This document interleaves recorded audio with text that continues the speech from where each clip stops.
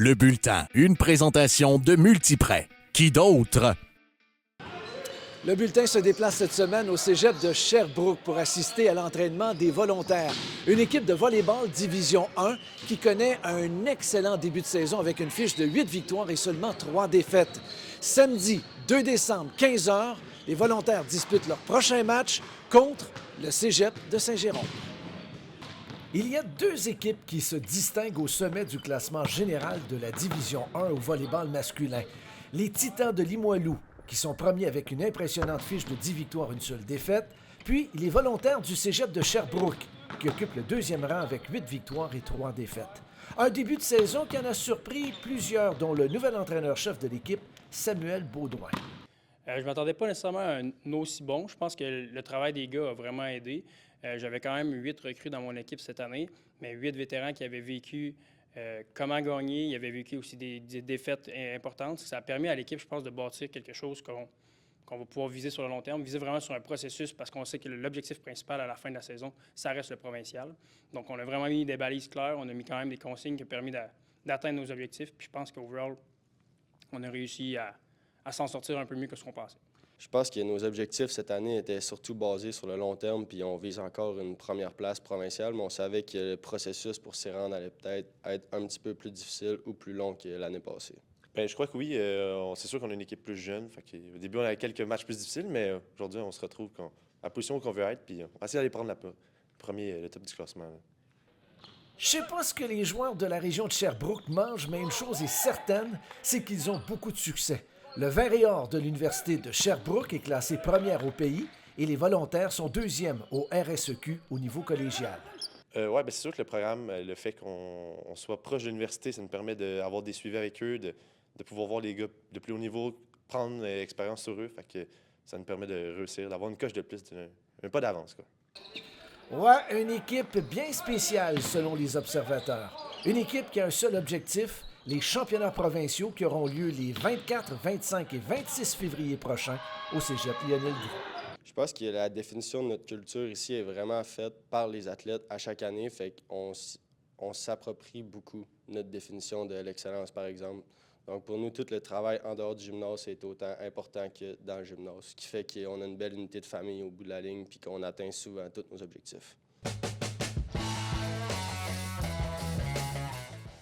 Bon, pour les plus jeunes, peut-être qu'ils ne le placent pas, mais celui qui est en face de moi en ce moment a déjà porté les couleurs des Nordiques de Québec, des Kings de Los Angeles, de l'Avalanche du Colorado et du Canadien de Montréal, le gardien de but Stéphane Fiset.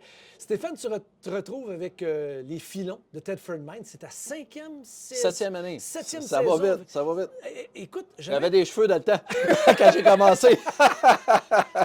Stéphane, j'aimerais que tu me parles de la qualité des joueurs Division 1 parce que j'ai eu la chance de parler à plusieurs personnes depuis le début de l'émission.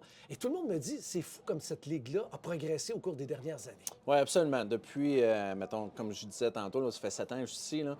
Depuis 7 ans, on voit vraiment une grosse amélioration. Puis, les jeunes sont pas loin. Si, mettons, on va avoir un comparatif un peu, là, c'est des jeunes qui sont pas loin du junior majeur. Okay. C'est comme dans notre équipe, on a à peu près une dizaine de joueurs qui sont déjà repêchés par des équipes junior majeures. Puis, il y en a qui sont rappelés de temps en temps à aller jouer des matchs. Fait il faut que le jeune soit capable de jouer du hockey de haut calibre pour pouvoir aller là.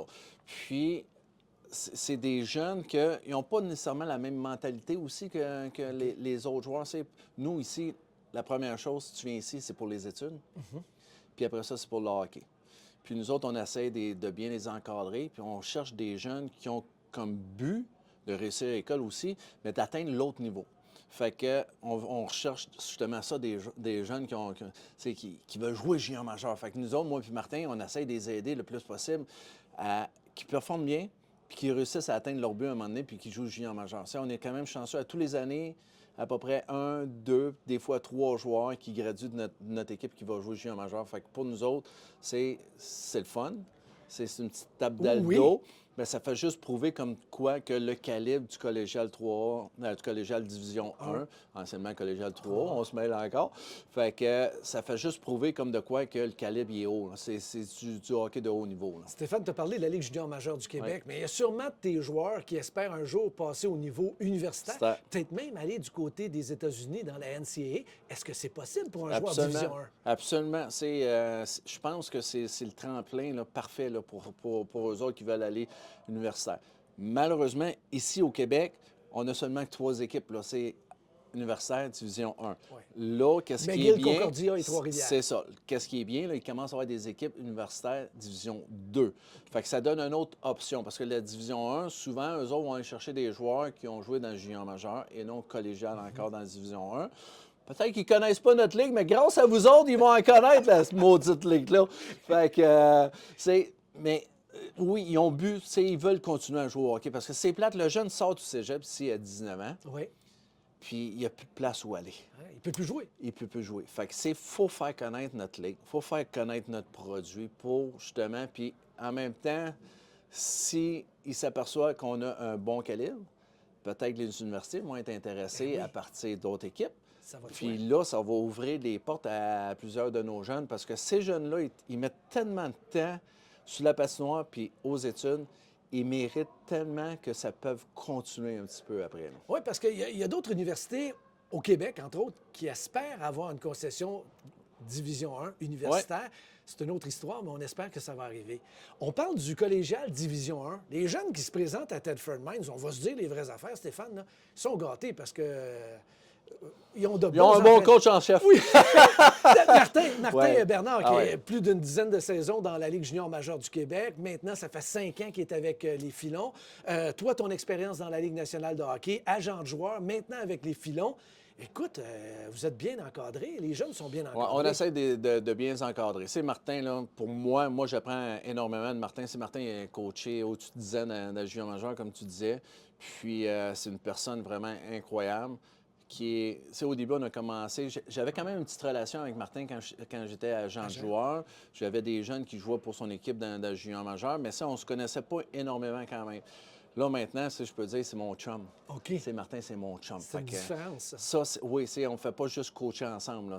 On est vraiment devenus de bons amis. Fait que ça rend notre quotidien beaucoup plus facile. Et ce qui est important de mentionner également, c'est que ces 2 coachs-là sont ici à Thetford Mines, pas pour les 6 prochains mois, pour les prochaines années. Oui, on a signé 4 ans, puis on vient de signer un renouvellement là, de 4 ans, puis sérieusement, le cégep m'offrirait un job de 10 ans ou 15 ans, un contrat de 10 ans, 15 ans, je le signerais. Signes-tu pour aussi longtemps dans la Ligue nationale? Ça dépend du montant. C'est ici, là, moi, Martin, on est ici, là, sérieusement, on est ici parce qu'on est 2 passionnés. Oui. Vraiment. On veut le bien des jeunes. On veut que les jeunes peuvent s'améliorer pour les emmener à un autre niveau. Puis Martin, il a été nommé l'an passé l'entraîneur de l'année dans la Division 1, tout ça. Fait que moi, Martin, il n'en parlera jamais. Mais moi, je suis fier. Okay. Je suis fier de Martin parce que c'est le fun, parce que je le vois, le travail qu'il met là, en arrière. C'est le vidéo, parler aux jeunes, préparer les entraînements. Il en fait énormément. Puis d'avoir ça, là, il ne dira jamais, ouais, mais c'est l'équipe, tout ça. Non, il le mérite. Tu viens de parler que Martin Bernard prenait le temps de parler aux jeunes, de les écouter. Moi, je voudrais qu'on prenne 2 petites secondes pour parler de ton rôle. Oui, tout le monde sait que tu dois être l'entraîneur des gardiens de but avec l'équipe, entre autres, mais ça va plus loin que ça.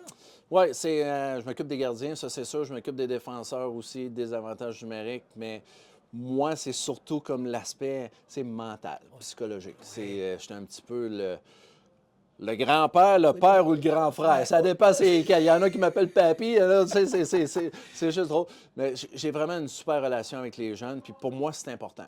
Pour moi, le jeune, quand je le vois ici arriver, il faut qu'il y ait un sourire. Et c'est rassurant pour les parents également. Je pense que oui. Puis ça va au-delà du hockey. Ça va au-delà du hockey. Le hockey, on est capable de voir quand ça va bien, quand ça va pas bien. Mais des fois, en dehors du hockey, c'est dur à voir si ça va bien ou non. Fait que pour moi, mon rôle, c'est important de passer beaucoup de temps dans la chambre, de parler avec les gars, puis des fois d'en prendre un de côté, de l'emmener, puis hey, on va se parler. Ça va-tu bien? Ça va-tu bien à l'école? Ça va-tu bien en dehors des... Les écouter. C'est ça, ta pension en résidence, ta blonde. sais, il y en a, il y a des joueurs qui viennent me voir et disent hey, tu le checkeras, lui, Ça va moins bien. ça va moins bien. Tu sais, sa blonde l'a laissé ou il a laissé sa blonde, tu sais, il est triste, tout ça. Bon, c'est parfait. Fait que c'est là que je peux. Mais si je suis pas présent dans la chambre, si j'ai pas cette relation-là avec ces jeunes-là, peux pas je pourrais développer. jamais les aider. Fait que moi, mon rôle, je suis comme le père. Je les considère tous comme mes enfants.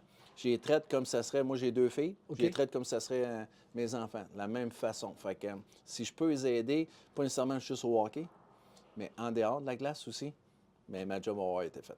Stéphane, ça a été un plaisir. Merci beaucoup. Puis écoute, on va plaisir. se reparler bientôt. Bien, j'espère. Puis, hey, lâche pas ton bon travail. Merci d'être là pour nous autres. Merci, Stéphane. Bonjour, les 600 courtiers multiprêts partout au Québec sont fiers de supporter nos jeunes sportifs en remettant une bourse d'études de 1 000 $ à l'athlète étudiant de la semaine que nous vous présentons maintenant.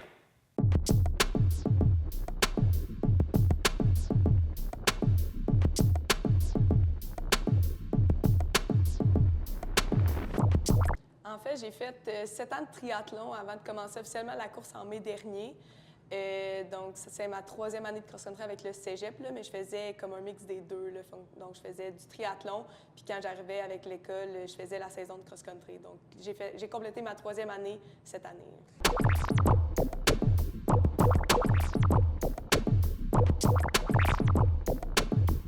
Oui, je suis vraiment contente de ma course. Là. J'ai fini en 2e position. Donc, j'ai égalisé mon résultat de l'année dernière. Donc, je suis vraiment contente. Là. La première était juste vraiment meilleure que moi. J'ai fait de mon mieux. Je suis vraiment contente de mon résultat.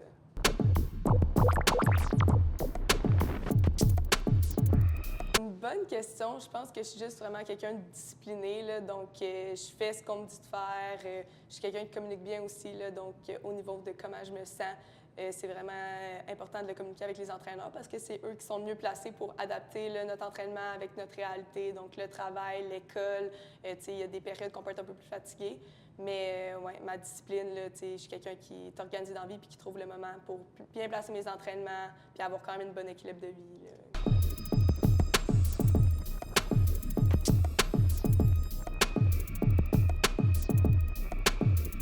Non, en fait, j'ai signé officiellement avec l'Université d'Utah. Donc, l'année prochaine, je m'en vais courir NCAA. En ce moment, je suis en technique policière, donc là, je suis à ma 3e année, mais je m'étais allongée en 4 ans pour pouvoir pratiquer le triathlon. Donc, je finis pas ma technique policière. Là. Je vais avoir quand même mon diplôme d'études collégiales, mais l'année prochaine, je m'en vais au Utah pour pouvoir poursuivre la course à pied.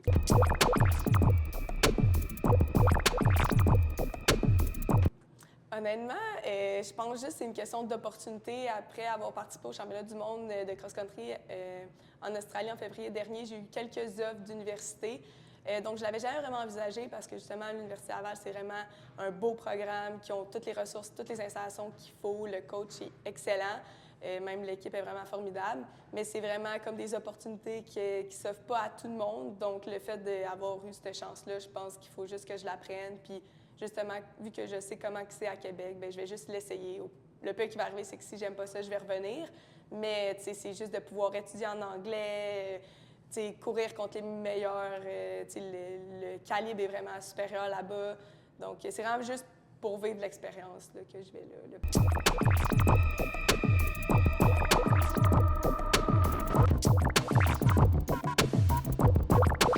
En fait, je suis rentrée en technique policière parce que je savais pas trop dans quoi m'en aller. C'est un métier que j'aime, mais pas nécessairement un rêve. Donc, je vais aller étudier dans de quoi complètement différent. Là. Ça s'appelle Educational Psychology. Fait que c'est comme l'équivalent de psychoéducateur au Québec. Mais je mets pas, oui, je mets la technique policière sur pause. Si je vais là-bas, puis finalement, je réalise que je veux vraiment être policière, je vais revenir, je vais pouvoir le compléter. Mais ça s'enligne peut-être plus pour étudier dans un autre domaine.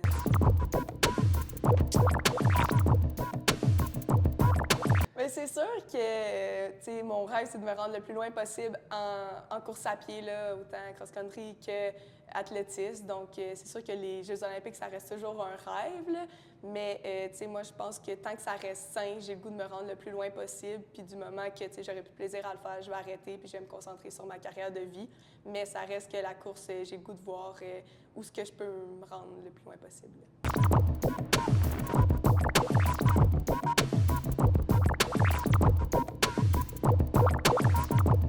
merci beaucoup. C'est vraiment apprécié. Puis, tu sais, des petits gestes comme ça a l'air de rien, mais ça vient vraiment nous aider en tant qu'athlète. Donc, je suis très reconnaissante et choyée de vous avoir eu aujourd'hui. On termine ce bulletin avec le babillard. Je vous rappelle qu'en début d'émission, on vous a parlé d'un match de volleyball Division 1, samedi, 15h, à Saint-Jérôme, entre le Cégep de Sherbrooke et le Cégep de Saint-Jérôme. Également à surveiller, toujours au volleyball, mais du côté féminin, duel de titans entre Garneau et Édouard Montpetit, dimanche 13h. En parlant de titans, jeu de mots, vendredi 19h30 à l'Arpidrome, dans la région de Québec, les Highlanders de John Abbott contre les Titans de Limoilou. Et finalement, vendredi 1er décembre, 19h30, match masculin D2 entre Sainte-Foy et Thetford Mines. En terminant, je vous rappelle que si vous connaissez un étudiant ou une étudiante qui pourrait devenir notre athlète par excellence de la semaine, l'athlète multiprêt et remporter notre bourse d'études de 1 000 $, vous nous écrivez à l'adresse qui est au bas de l'écran.